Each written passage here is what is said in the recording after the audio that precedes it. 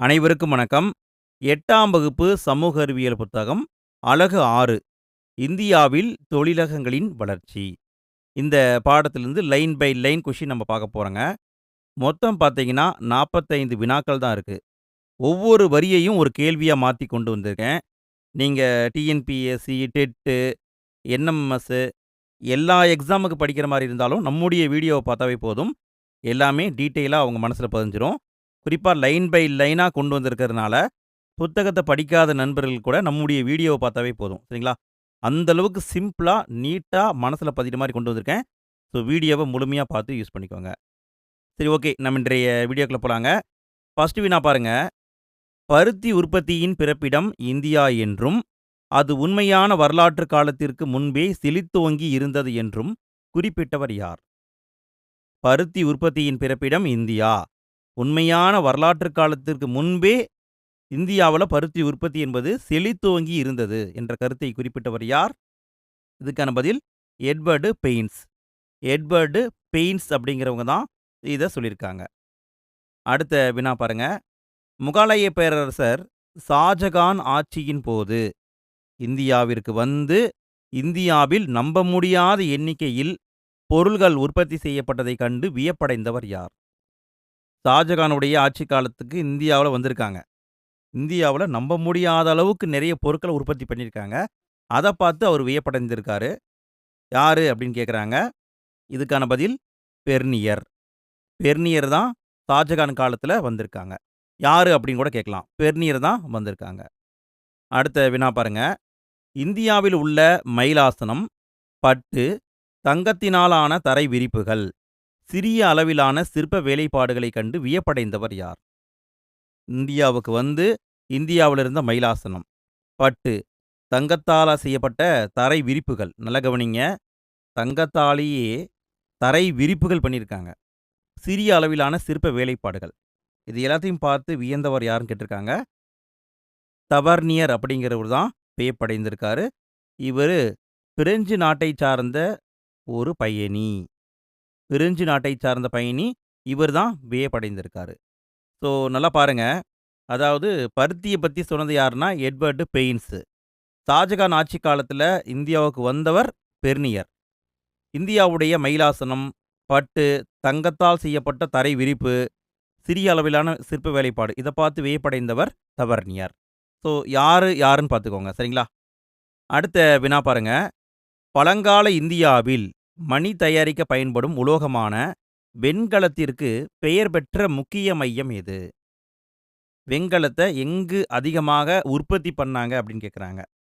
வெண்கலம் எதுக்கு பயன்படுது? மணி தயாரிக்க பயன்படுது. இதுக்கான பதில் சௌராஷ்டிரா. சௌராஷ்டிரா தான் வெண்கலத்துக்கு பெயர் பெற்ற இடமா இருந்திருக்கு. இது எங்க இருக்கு அப்படின்னா குஜராத்தில் இருக்குதுங்க. குஜராத், சௌராஷ்டிரா இதான் வெண்கலத்துக்கு பெயர் பெற்ற இடம். அடுத்த வினா பாருங்க. தகர தொழிலுக்கு வரலாற்று ரீதியாக புகழ்பெற்ற பகுதியாக விளங்கியது எது? தகர தொழிலுக்கு வரலாற்று ரீதியாக புகழ்பெற்ற பகுதியாக விளங்கியது எதுன்னு கேட்டிருக்காங்க. இதுக்கான பதில் தகரம் அப்படின்னாவே வங்காள பகுதியில் தான் புகழ்பெற்று இருந்திருக்கு. வங்காளத்தில் தான் அதிகமாக தகரத்தை உற்பத்தி பண்ணியிருக்காங்க. அடுத்த வினா பாருங்க. மஸ்லின் ஆடைகளுக்கு வரலாற்று ரீதியாக புகழ்பெற்ற பகுதியாக விளங்கியது எது? மஸ்லின் அப்படிங்கிற ஆடை. இந்த ஆடை தயாரிப்பில் எந்த இடம் புகழ்பெற்று விளங்கியதுன்னு கேட்குறாங்க.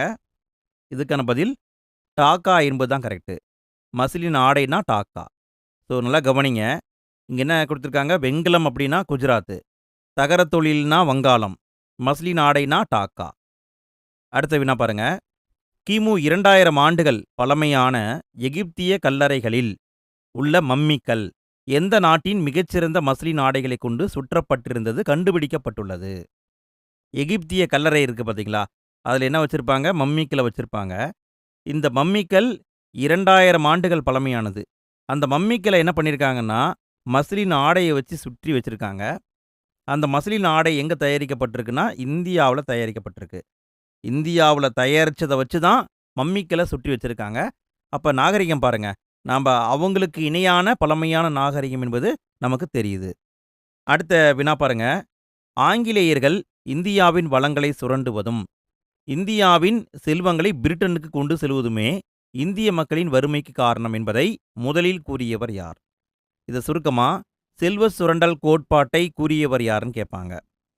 இந்தியாவுடைய வளங்களை ஆங்கிலேயர்கள் சுரண்டுனாங்க, இந்தியாவிலிருந்து பிரிட்டனுக்கு எடுத்துட்டு போயிட்டாங்க. இதுதான் இந்திய மக்களுடைய வறுமைக்கு காரணம் என்று கூறியவர் தாதாபாய் நவ்ரோஜி. தாதாபாய் நவ்ரோஜி இவர் தான் சொல்லியிருப்பாங்க. இவர் தான் செல்வ சுரண்டல் கோட்பாடு அப்படிங்கிறத சொல்லியிருக்காங்க. இந்தியாவில் வறுமை பற்றிய கருத்தை முதல்ல சொன்னவர் யாருனாலும் தாதாபாய் நவ்ரோஜி தான். அடுத்து வினா பாருங்க. 19ஆம் நூற்றாண்டின் முதல் பாதியில் மேற்கத்திய நாடுகள் தொழில்மயமாக்கலை சந்தித்த போது இந்தியாவில் பாரம்பரிய கைவினை தொழில்கள் சிதைந்து தேசிய வருமானம் வீழ்ந்த செயல்பாடு எவ்வாறு அழைக்கப்படுகிறது? 19ஆம் நூற்றாண்டில் மேற்கத்திய நாடுகள் தொழில் மையத்தால் ரொம்ப டெவலப் ஆக ஆரம்பித்தாங்க. அதே சமயம் இந்தியாவுடைய பாரம்பரிய தொழில்கள் கைவினை தொழில்கள் அடியோடு சிதைந்து இந்தியாவுடைய தேசிய வருமானம் வீழ்ந்துட்டே வந்தது. இதை தொழில் மயமழிதல் என்று குறிப்பிட்டாங்க. தொழில் மயமாக்கல் கிடையாது, தொழில் மயமழிதல். அடுத்த வினா பாருங்க. எந்த கால்வாய் திறக்கப்பட்ட பின் ஐரோப்பாவிற்கும் இந்தியாவிற்குமான போக்குவரத்து செலவு குறைந்ததால் இந்தியாவில் பிரிட்டிஷ் பொருட்கள் அதிகம் மலிவாக கிடைக்க வழிவகை ஏற்பட்டது? முற்காலத்தில் இந்தியாவுக்கு வரணும்னா ஆப்பிரிக்கா கண்டத்தை சுற்றிட்டு வரணும். ஆனால் ஷார்ட்கட் ஒன்றை கண்டுபிடிச்சாங்க, அதான் கால்வாய். எந்த கால்வாய்? இதுக்கான பதில் சூயஸ் கால்வாய். சூயஸ் கால்வாய் திறக்கப்பட்ட பிறகு போக்குவரத்து செலவு என்பது குறைந்தது. அதனால் ஏகப்பட்ட பிரிட்டிஷ் பொருட்கள் இந்தியாவில் அதிகமாக வந்து குவிந்தது, மலிவாகவும் கிடைத்தது. இது காரணம் சூயஸ் கால்வாய் திறப்பு. அடுத்த வினா பாருங்க. இந்தியாவில் நவீன தொழில்களில் ஒன்றான தோட்டத் தொழில் முதலில் யாரை கவர்ந்து ஈர்த்தது? இந்தியாவுடைய நவீன தொழிலில் ஒன்று தான் தோட்டத் தொழில். தோட்டத் தொழிலில் தான் ஃபஸ்ட்டு எல்லாருமே ஈடுபட ஆரம்பித்தாங்க. இதுக்கு காரணம் ஐரோப்பியர்கள்.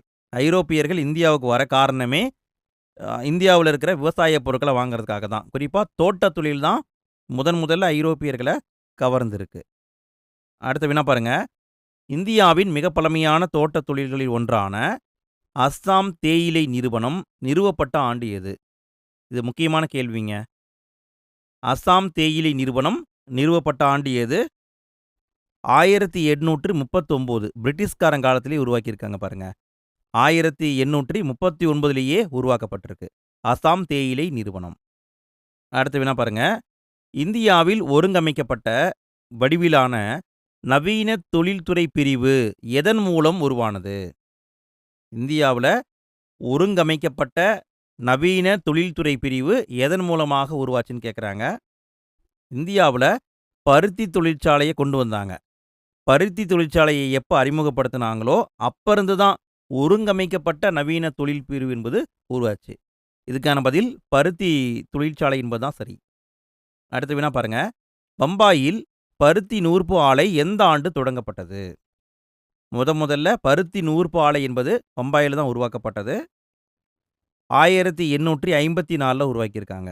1854 தான் பம்பாயில் பருத்தி நூற்பு ஆலை தொடங்கப்பட்டது. அடுத்த வினா பாருங்க. இந்தியாவின் முதல் சணல் தொழிற்சாலை தொடங்கப்பட்ட இடம் எது? இந்தியாவின் முதல் சணல் தொழிற்சாலை தொடங்கப்பட்ட இடம் எது? ரிஸ்ரா அப்படிங்கிற இடத்துல தான் தொடங்கியிருக்காங்க. ரிஸ்ரா என்பது தான் கரெக்டு. இந்த இடமெல்லாம் முக்கியங்க. ஆல்ரெடி டிஎன்பிஎஸ்சியில் கேட்டிருக்காங்க.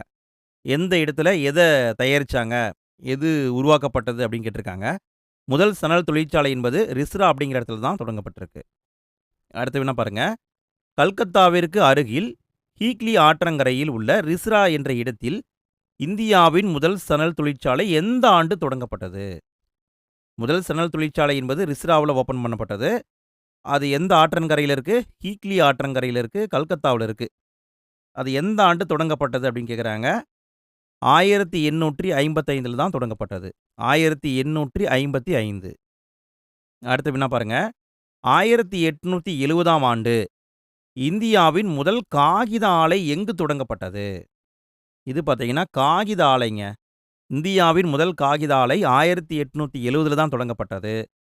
தொடங்கப்பட்ட இடம் கல்கத்தாவுக்கு பக்கத்தில் இருக்கிற பாலிகஞ்ச் என்ற இடம்.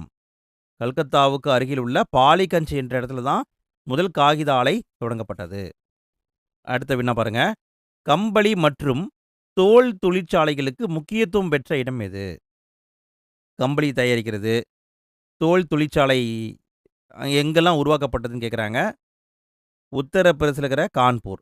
கான்பூர்ல தான் நிறைய கம்பளி தொழிற்சாலையும், தோல் தொழிற்சாலையும் உருவாச்சு. அடுத்த வினா பாருங்க. இந்தியாவில் நவீன முறையில் முதலாக எஃகு தயாரிக்கப்பட்ட இடம் மற்றும் ஆண்டு எது? இந்தியாவுல நவீன முறையில முதல்ல எஃகு எங்கு தயாரிக்கப்பட்டது? எந்த ஆண்டு தயாரிக்கப்பட்டது அப்படின்னு கேட்குறாங்க. இதுக்கான பதில் குல்டி என்ற இடத்தில் 1874ல தயாரிக்கப்பட்டதுங்க. குல்டி அப்படிங்கிற இடத்துல தான் முதல்ல எஃகு தயாரிக்கப்பட்டிருக்கு. 1874ல தான் தயாரிக்கப்பட்டிருக்கு. அடுத்த வினா பாருங்க. டாடா இரும்பு எஃகு நிறுவனம், அதாவது டிஸ்கோ, ஜாம்ஷெட்பூரில் எந்த ஆண்டு அமைக்கப்பட்டது? டாடா இரும்பு எஃகு நிறுவனம், இதை சுருக்கமாக டிஸ்கோ அப்படின்னு குறிப்பிடுவாங்க. இது ஜாம்ஷெட்பூரில் இருக்கு. எந்த ஆண்டு உருவாக்கப்பட்டதுன்னு கேட்குறாங்க. 1907 தான் உருவாக்கப்பட்டது. டிஸ்கோ என்பது 1907 தான் உருவாக்கப்பட்டது. அடுத்த வினா பாருங்க. டிஸ்கோ, டாடா இரும்பு எஃகு நிறுவனம் உலோக வார்ப்பு கட்டிகளை உற்பத்தி செய்ய தொடங்கிய ஆண்டு? 1907ல் உருவாக்குனாங்கன்னு பார்த்தோம். உடனே தயாரிச்சாங்களான்னு கேட்டால் கிடையாது. 1911வது வருஷம், 1911ல் தேனிரும்புங்கிறத ஃபஸ்ட்டு தயாரித்தாங்க. 1912ல் தான் உலோக வார்ப்பு கட்டிகள் இதை தயாரித்தாங்க. ஸோ இங்கே பார்த்தீங்கன்னா 1912 என்பது தான் கரெக்டு. 1907ல் உருவாக்குனாங்க. 1911ல் தேனிரும்பு உருவாக்குறாங்க. 1912ல் தான் உலோக வார்ப்பு கட்டிகளை உற்பத்தி பண்ணியிருக்காங்க. அடுத்த வினா பாருங்க. சுதேசி இயக்கத்தின் விளைவாக இந்தியாவில் உள்ள சணல் ஆலை, பருத்தி ஆலைகளின் எண்ணிக்கை எத்தனையாக அதிகரித்தது? சுதேசி இயக்கம் அப்படிங்கிறத கொண்டு வந்தாங்க. அந்த இயக்கத்தின் மூலமாக சணல் ஆலை அதிகமாச்சு, பருத்தி ஆலையும் அதிகமாச்சு. இதுக்கான பதில் பார்த்தீங்கன்னா, முன்னாடி எவ்வளோ இருந்தது அப்படின்னு பார்த்தீங்கன்னா, பருத்தி ஆலை என்பது 194 இருந்திருக்குங்க. சணல் ஆலை என்பது 36 இருந்திருக்கும். சுதேசி இயக்கத்துக்கு முன்னாடி. சுதேசி இயக்கத்தால் இந்த 36 என்பது 64 மாறிடுச்சு. பருத்தி ஆலை 194 என்பது 273 மாறிவிட்டது. ஸோ பாருங்கள், 36 64 மாறிடுச்சு. இது சணல் ஆலை. 194 இருந்த பருத்தி ஆலை 273 மாறிவிட்டது. ஸோ இதுதான் ஆன்சர். அடுத்த வினா பாருங்க. ஐரோப்பாவிற்கும் இந்தியாவிற்கும் கடல்வழி தூரத்தை சுமார் 4830 கிலோமீட்டர் தூரமாக குறைத்து இந்திய தொழில்மயமாக்கலுக்கு மேலும் வழிவகை செய்த கடல் வழி எது? ஐரோப்பாவுக்கும் இந்தியாவுக்கும் கடல் வழி தூரத்தை 4830 கிலோமீட்டர் தூரமாக குறைச்சிருக்காங்க. எதன் மூலமாக குறைச்சிருக்காங்கன்னா, சூயஸ் கால்வாய் திறந்தாங்க பார்த்தீங்களா, அதன் மூலமாக தான் குறைச்சிருக்காங்க. இதனால இந்தியாவில் தொழில்மயமாதல் மேலும் அதிகரித்தது. அடுத்த வினா பாருங்க. இந்தியாவில் உள்ள ஒரு முக்கிய வணிக சங்கமான இந்திய தொழில்துறை கூட்டமைப்பு, இதை சுருக்கமாக CIIன்னு குறிப்பிடுவாங்க. எந்த ஆண்டு நிறுவப்பட்டதுன்னு கேட்குறாங்க. இந்திய தொழில்துறை கூட்டமைப்பு எந்த ஆண்டு நிறுவப்பட்டது? முக்கியமான கேள்விங்க. இதுக்கான பதில் பார்த்தீங்கன்னா 1985ல் தான் உருவாக்கப்பட்டது. இந்திய தொழில்துறை கூட்டமைப்பு 1985வது ஆண்டு தான் நிறுவப்பட்டது. அடுத்த வினா பாருங்க. சரியான கூற்றுகள் எவை? 3 பாயிண்ட் இருக்கு. எது சரின்னு கேட்குறாங்க. இந்திய தொழில்துறை கூட்டமைப்பு என்பது இந்தியாவில் உள்ள ஒரு வணிக சங்கம் ஆகும். இது ஒரு அரசு சாராத, லாப நோக்கமற்ற தொழில்துறை வழிநடத்துதல் மற்றும் தொழில்துறையை நிர்வகிக்கும் ஒரு அமைப்பாகும். 9000 உறுப்பினர்களை கொண்டு உருவாக்கப்பட்டது. இதில் விடைன்னு பார்த்தீங்கன்னா அனைத்துமே சரிதாங்க. இந்திய தொழில்துறை கூட்டமைப்பு என்பது இந்தியாவில் இருக்கிற ஒரு வணிக சங்கம் தான். இது அரசு சாராதது, லாப நோக்கமற்றது, தொழில்துறையை வழிநடத்தக்கூடிய ஒரு அமைப்பு. 9000 உறுப்பினர்களை கொண்டு உருவாக்கப்பட்ட ஒரு அமைப்பு. ஸோ இங்கே விடைன்னு பார்த்தா அனைத்துமே சரிதாங்க. அடுத்த வினா பாருங்க. சுதந்திரத்துக்கு பிறகு முதல் தொழில்துறை கொள்கை தீர்மானம் கொண்டு வரப்பட்ட ஆண்டு? 1947ல் நமக்கு சுதந்திரம் கிடைச்சது.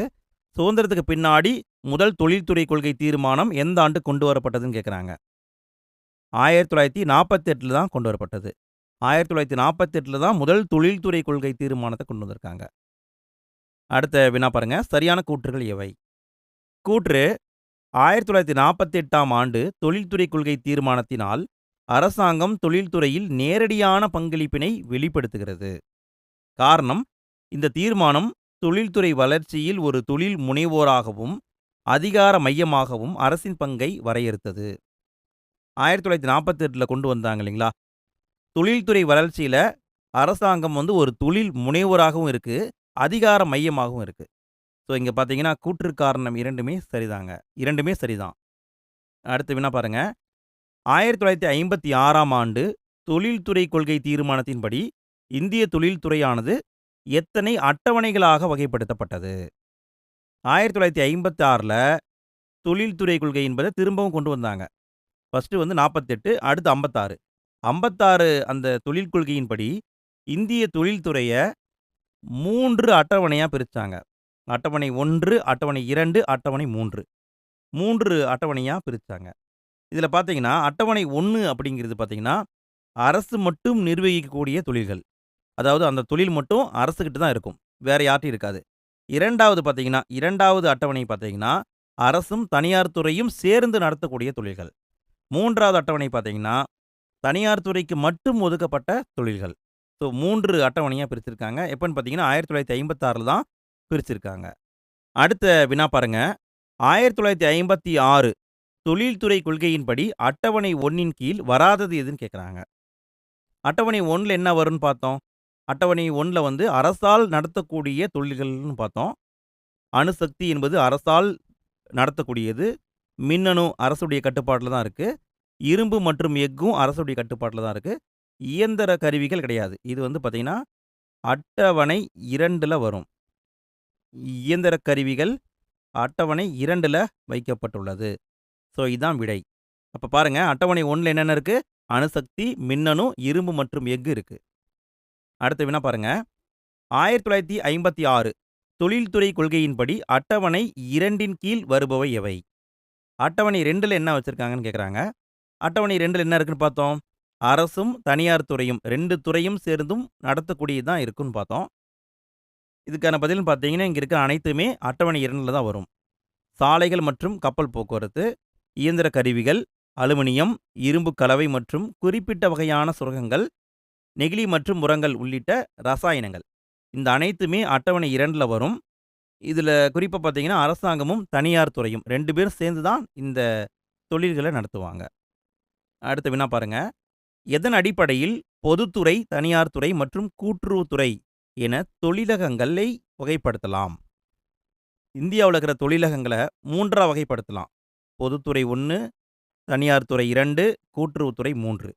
எதை வச்சு இதை பிரிக்கிறாங்க அப்படின்னு கேட்குறாங்க. இதுக்கான பதில் தொழில் உரிமம். தொழில் உரிமத்தை வச்சு தான் அது பொதுத்துறையா, தனியார் துறையா அல்லது கூட்டுறவுத்துறையான்னு வகைப்படுத்துறாங்க. அடுத்த வினா பாருங்க. எதன் அடிப்படையில் தொழில்களை வேளாண் அடிப்படையிலானவை, கனிம அடிப்படையிலானவை என வகைப்படுத்தலாம்? இங்க எப்படி வகைப்படுத்துறாங்கன்னா, வேளாண் அடிப்படையிலானதா அல்லது கனிம அடிப்படையிலானதான்னு வகைப்படுத்துறாங்க. எப்படி வகைப்படுத்துறாங்கன்னா, மூலப்பொருட்களை வச்சு தான் வகைப்படுத்துறாங்க. மூலப்பொருட்களை வச்சு அது வேளாண் அடிப்படையானதா, கனிம அடிப்படையானதான்னு வகைப்படுத்தலாம். தொழில் உரிமத்தை வச்சு அது பொதுத்துறையா, தனியார் துறையா, கூட்டுறவுத்துறையான்னு நம்ம வகைப்படுத்தலாம். அடுத்த வினா பாருங்க. சுதந்திர இந்தியாவின் முதல் 3 ஐந்தாண்டு திட்டங்கள் முக்கியமாக எந்த பிரிவின் வளர்ச்சியில் அதிக கவனம் செலுத்தின? 5ஆண்டு திட்டம் போட்டாங்க இல்லைங்களா? 5ஆண்டு திட்டமெல்லாம் முக்கியமானது. நாமளே ஆல்ரெடி வீடியோ போட்டிருக்கோம். 11ஆம் வகுப்பில் செப்பரேட்டாக ஒரு பாடத்தில் கொடுத்துருக்காங்க. நீங்கள் இன்னும் பார்க்கல அப்படின்னா ஃபஸ்ட்டு கமெண்ட்டில் லிங்க் கொடுக்குறேன். தேவைப்படுறவங்க பார்த்துக்கோங்க. முதல் 3 ஐந்தாண்டு திட்டங்களும் மூலதன பொருட்கள் உற்பத்தியில் தான் முக்கிய பங்காற்றியிருப்பாங்க. மூலதன பொருட்கள், அதாவது வேளாண் பொருட்கள் உற்பத்தியில் தான் ரொம்ப இம்பார்ட்டன்ட் பண்ணியிருப்பாங்க. முதல் 5ஆண்டு திட்டம்னா வேளாண்மை, 2வது 5ஆண்டு திட்டம்னா தொழில்துறை. ஸோ பார்த்தீங்கன்னா, மூலதன பொருட்களுக்கு தான் முக்கியத்துவம் கொடுத்துருக்காங்க முதல் 3 ஐந்தாண்டு திட்டங்கள். அடுத்த வினா பாருங்க. இந்திய தொழில்துறை வளர்ச்சியில் 1965 முதல் 1980 வரையிலான காலகட்டம் பின்னடைவு காலமாக கருதப்பட முக்கிய காரணம் என்ன? இதை பின்னடைவு காலம்னு சொல்கிறாங்க. 1965 முதல் 1980 வரைக்கும் இருக்கிற காலத்தை பின்னடைவு காலம்னு சொல்கிறாங்க. ஏன் சொல்கிறாங்க?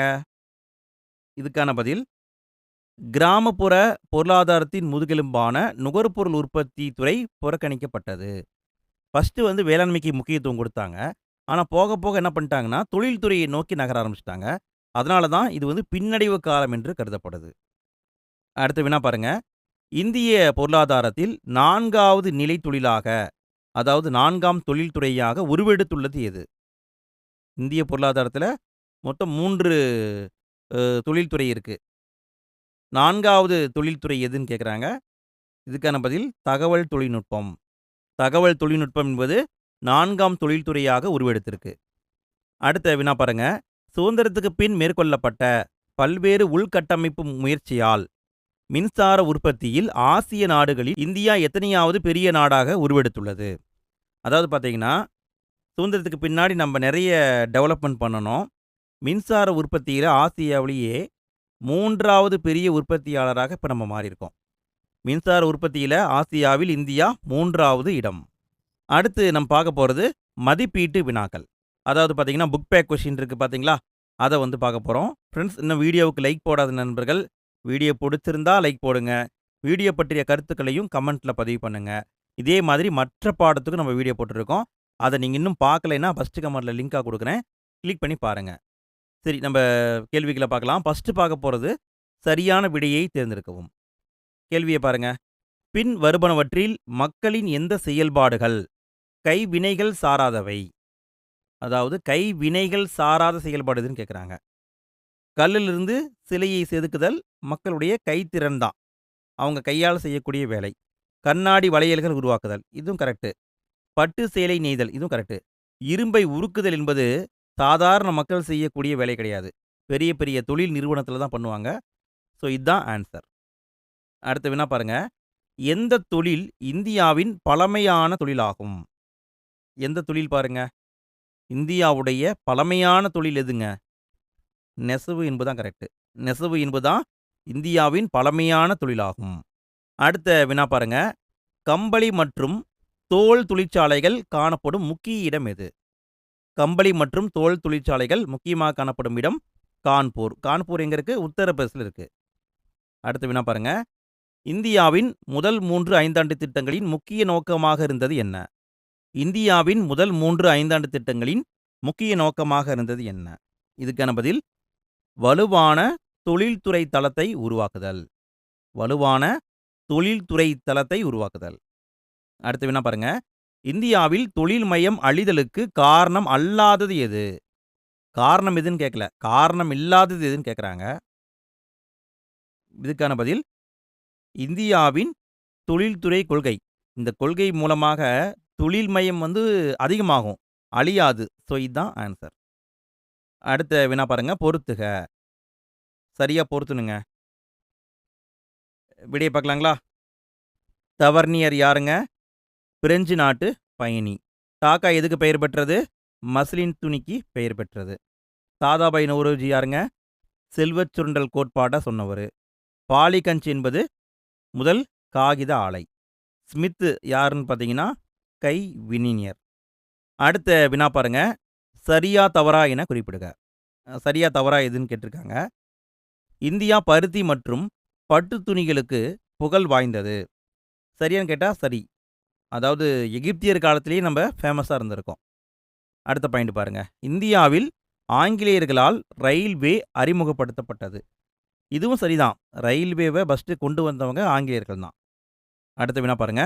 நவீன முறையில் முதலாக இரும்பு சாம்செட்பூரில் உற்பத்தி செய்யப்பட்டதுன்னு கொடுத்துருக்காங்க. இது தவறு. ஃபஸ்ட்டு எங்கே உற்பத்தி பண்ணாங்க? குல்டி அப்படிங்கிற இடம்னு பார்த்தோம் இல்லைங்களா? குல்டி அப்படிங்கிற இடத்துல தான் நவீன முறையில் முதல்ல இரும்பை உற்பத்தி பண்ணினாங்க. அடுத்த வினா பாருங்க. 1948ஆம் ஆண்டு தொழிலக கொள்கையானது கலப்பு பொருளாதாரத்தை கொண்டு வந்தது. இது வந்து தவறு. கலப்பு பொருளாதாரத்தை கொண்டு வரல. அடுத்த வினா பாருங்க. 10வது மற்றும் 11வது ஐந்தாண்டு திட்டம் தீவிர வேளாண்மை உற்பத்தி வளர்ச்சிக்கு சான்றாக உள்ளதுன்னு கொடுத்துருக்காங்க. இது தவறு. அதாவது 10வது ஐந்தாண்டு திட்டம், 11வது ஐந்தாண்டு திட்டம் ரெண்டுலேயுமே வேளாண்மைக்கெல்லாம் ரொம்ப முக்கியத்துவம் கொடுக்கல. ஸோ இது தவறு. அடுத்து நம்ம பார்க்க போகிறது சரியான கூற்றை கண்டுபிடி. 4 பாயிண்ட் இருக்கு. எது சரின்னு கேட்குறாங்க. எது கரெக்டுன்னு பாருங்க. சரி பார்க்கலாங்களா? எட்வர்டு பெய்ஸ் கருத்துப்படி பருத்தி உற்பத்தியின் பிறப்பிடம் இங்கிலாந்து. இது சரியான்னு கேட்டா தவறு. அவர் என்ன சொல்லியிருப்பாரு? இந்தியா தான் சொல்லியிருப்பாரு. எட்வர்டு பெயின்ஸ் இவருடைய கருத்துப்படி பருத்தி உற்பத்தியின் பிறப்பிடம் இந்தியா தான், இங்கிலாந்து கிடையாது. தவறு. அடுத்த பாயிண்ட் பாருங்க. இயந்திரமயமாக்கப்பட்ட தொழிற்சாலைக்கு முன்னால் இந்தியாவில் கிராம கைவினை தொழில் 2வது பெரிய தொழிற்சாலையாக அமைந்தது. இது சரியான்னு கேட்டிங்கன்னா இது கரெக்டு தான். இயந்திரமயமாக்கப்பட்ட தொழிற்சாலைக்கு முன்னால இந்தியாவுடைய கிராம கைவினை தொழில் தான் 2வது பெரிய தொழிற்சாலையாக இருந்திருக்கு. அடுத்த பாயிண்ட் பாருங்க. சௌராஷ்டிரா தகர தொழிற்சாலைக்கு பெயர் பெற்றது. தவறு. வெண்கலம் தயாரிக்கும் தொழிற்சாலை தான் நிறைய இருக்கும். தகரம் அப்படின்னு பார்த்தீங்கன்னா வங்காளம் தான். அடுத்த பாயிண்ட் பாருங்க. சூயஸ் கால்வாய் கட்டப்பட்டதால் இந்தியாவில் பிரிட்டிஷாரின் பொருட்கள் மலிவாக கிடைக்க வழிவகை உருவானது. இது கரெக்டு தான். அப்போ என்ன கேட்டிருக்காங்க? சரியான கூற்று தான் கேட்டிருக்காங்க. அப்போ 2, 4 மட்டும் சரி. 2ம் 4ம் சரி. அடுத்த வினா பாருங்க. சரியான கூற்றை கண்டுபிடி. கூற்று: இந்திய கைவினைஞர்கள் பிரிட்டிஷாரின் காலனிய ஆதிக்கத்தில் நலிவுற்றனர். காரணம் என்ன? பிரிட்டிஷார் இந்தியாவை தனது மூலப்பொருள் தயாரிப்பாளராகவும் முடிவுற்ற பொருட்களுக்கான சந்தையாகவும் கருதினர். இது எது கரெக்டுன்னு பார்த்தீங்கன்னா கூற்றும் சரி, காரணமும் சரி, சரியான விளக்கம்தான். பிரிட்டிஷார் என்ன பண்ணியிருப்பாங்கன்னா இந்தியாவை மூலப்பொருள் தயாரிப்பாளராகவும் சந்தையாகவும் தான் நினச்சிருப்பாங்க. அதனால் பார்த்தீங்கன்னா இந்தியாவுடைய தொழில்கள் நலிவடைஞ்சிட்டே வந்திருக்கு. அடுத்த வினா பாருங்க. கடைசி வினாங்க. பின் வருவனவற்றுள் சரியாக பொருந்தாதது ஒன்று எது? எது பொருந்தாதது அப்படின்னு கேட்குறாங்க. ஃப்ரெண்ட்ஸ், இதோட வீடியோ முடியுதுங்க. வீடியோவுக்கு இன்னும் லைக் போடாத நண்பர்கள் லைக் போடுங்க ஃப்ரெண்ட்ஸ். உங்கள் கருத்துக்களையும் கமெண்ட்டில் பதிவு பண்ணுங்கள். ஃபஸ்ட்டு கமெண்ட்டில் இதே மாதிரி நம்ம வீடியோ போட்டிருக்கோம் இல்லைங்களா, அதுக்கான லிங்கை கொடுத்துருக்கேன். எண்டு ஸ்க்ரீன்லேயும் கொடுக்குறேன். தேவைப்படுறவங்க கிளிக் பண்ணி பாருங்கள். இதுக்கான பதில்னு பார்த்தீங்கன்னா பெர்னியர் ஷாஜகான் காலத்தில் தான் வந்திருக்காரு. கரெக்டு. பருத்தி ஆலை அகமதாபாத்தில் தான் உருவாக்கப்பட்டது. கரெக்டு. டிஸ்கோ என்பது ஜாம்ஷெட்பூரில் தான் உள்ளது. கரெக்டு. பொருளாதார தாராளமயமாக்கல் என்பது 1980 என்பது தவறு. ஸோ இதுதான் சரியாக பொருந்தாதது. ஓகே ஃப்ரெண்ட்ஸ், இன்றைய நாள் இனிய நாளாக அமைய வாழ்த்துக்கள். அடுத்த வீடியோவில் மீண்டும் சந்திப்போம். அனைவருக்கும் நன்றி.